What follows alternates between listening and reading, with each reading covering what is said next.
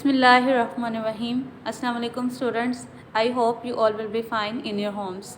I welcome you all in our final term online classes. Students, it's our online lecture of science for class 5. Unit number 9, flowering and non-flowering plants. In this chapter we will do the reading, short questions and in last bookwork.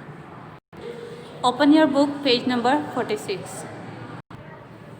Unit number 9, flowering and non-flowering plants. Non-flowering plants are those plants that do not produce flowers, and flowering plants are those that produces flowers.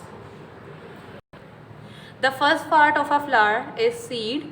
The seed consists of three main parts. The first one is seed coat, which is an outer covering of the seed. The second one is endosperm, that is food store, plant food supply, food factory which store food. And the third one is embryo. This is the embryo. This is the embryo, the third part of the seed.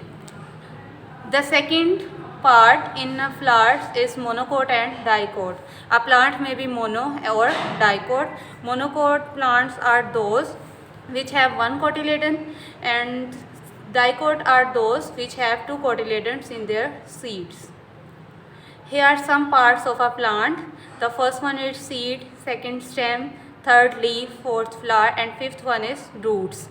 Seed, as we discussed upper about seeds in detail and the parts of the seed. The second one is stem. Stem may be monocot or dicot. The stem of monocot has xylem and phloem tissues.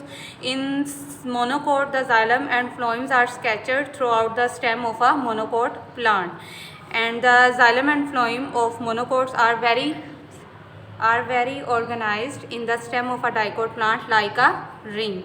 This is the stem of monocot and this is the stem of dicot. Third one is leaf.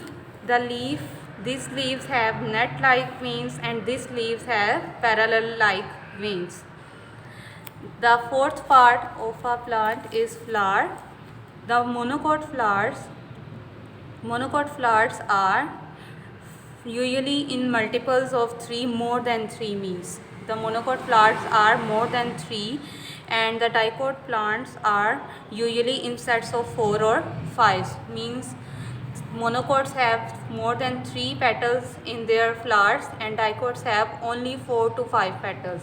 The last one are roots. There are two types of roots, fibrous and taproot. Fibrous roots are roots, underground part of the plant make up the roots. Monocots have fibers and while dicots have taproots.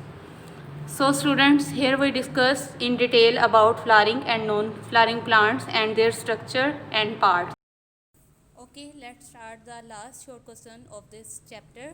Unit number 9. Question number 2. Define following terms. The first one is embryo, second one angiosperm, and C is gymnosperm. Embryo. Answer is a baby plant that grows into a new plant when conditions are suitable. Angiosperm, the plants or group of plants having seed enclosed in their fruits or flowers.